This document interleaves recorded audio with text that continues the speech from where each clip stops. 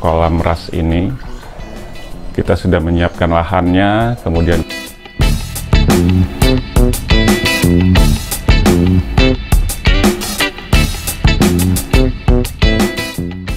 halo, apa kabar sahabat bisnis terbaru?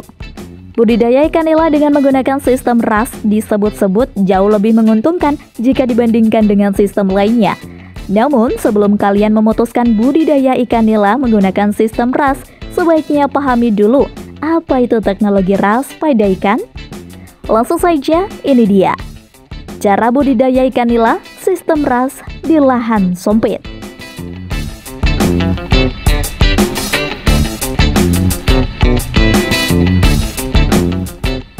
Apa sistem RAS? Teknologi RAS merupakan teknologi terapan sistem budidaya ikan nila secara intensif dengan menggunakan infrastruktur yang memungkinkan pemanfaatan air secara terus-menerus atau resirkulasi air. Dalam sistem ini lebih pada pemanfaatan tersebut seperti fisika filter, biologi filter, ultraviolet atau UV, generator oksigen yang berfungsi untuk mengontrol hingga menstabilkan kondisi lingkungan ikan. Apabila dibandingkan dengan sistem konvensional yang lebih dulu digunakan oleh para pembudidaya ikan nila, sistem RAS dapat menaikkan produksinya hingga 100 kali lipat.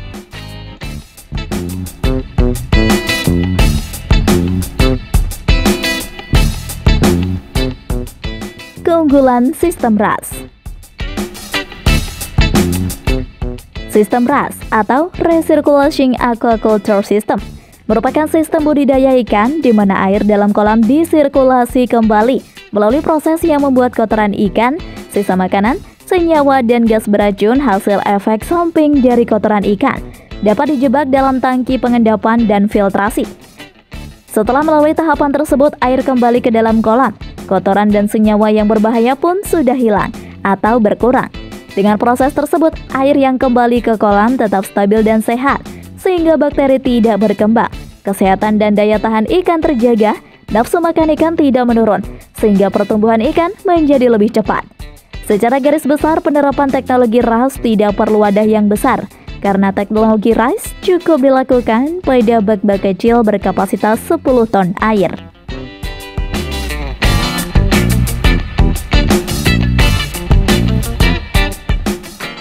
Perencanaan kolam tanah. Sebaiknya kalian di sini membangun kolam tanah di atas tanah yang tidak mudah terporos dan berporos serta mampu menampung air dalam volume besar.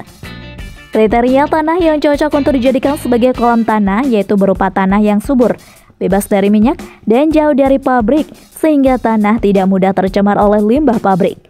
Tidak hanya itu, lokasi kolam tanah disarankan dekat dengan mata air untuk menjaga serta mengontrol sirkulasi airnya.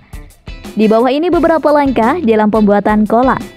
Menggali tanah sesuai dengan bentuk serta ukuran yang sudah ditetapkan. Pengeringan dasar kolam dengan menjemurnya yaitu selama 3 hingga 7 hari. Kolam telah siap saat dasar tanah sudah retak dan ketika diinjak akan meninggalkan jejak sedalam 1 hingga 2 cm.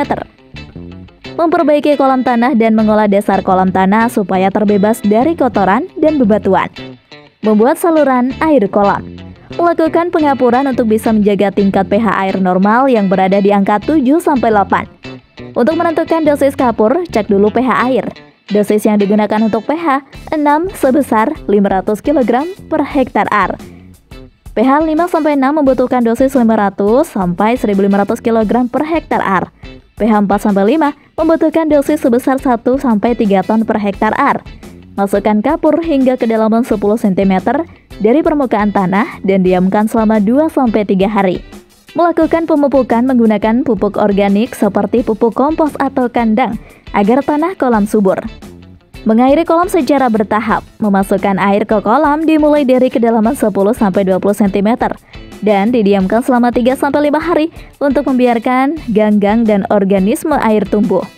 Setelah air kolam terpapar sinar matahari, isi lagi kolam dengan air setinggi 60-70 cm.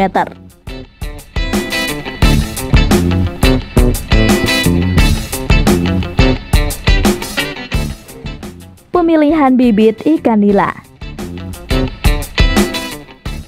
Berikut adalah kriteria bibit ikan nila berkualitas unggulan. Kondisi fisik bibit sehat. Bibit ikan nila tidak memiliki kecacatan. Bibit aktif bergerak. Ukuran tubuh bibit nila memiliki panjang yang seragam. Warna bibit nila memiliki warna yang senada. Bobot bibit ikan nila berkisar antara 10-20 gram per ekor. Bibit akan merespons pakan secara agresif.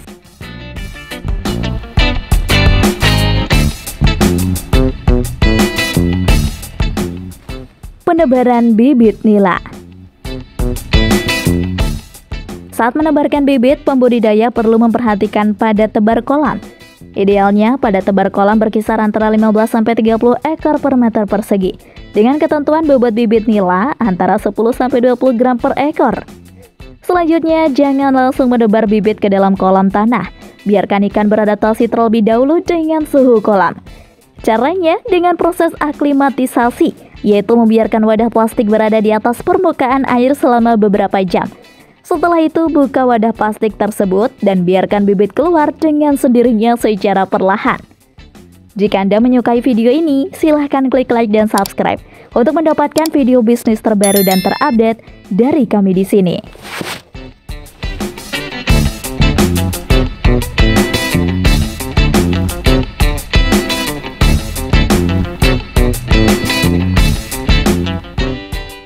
Pemberian pakan. Kalian dapat menggunakan pakan alami atau pakan buatan kepada bibit ikan nila. Namun, kalian perlu memperhatikan kandungan nutrisi di dalam pakan tersebut.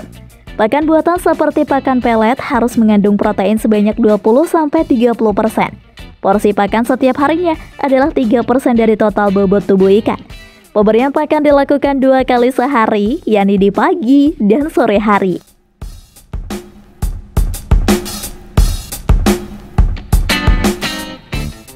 Pemantauan kualitas air.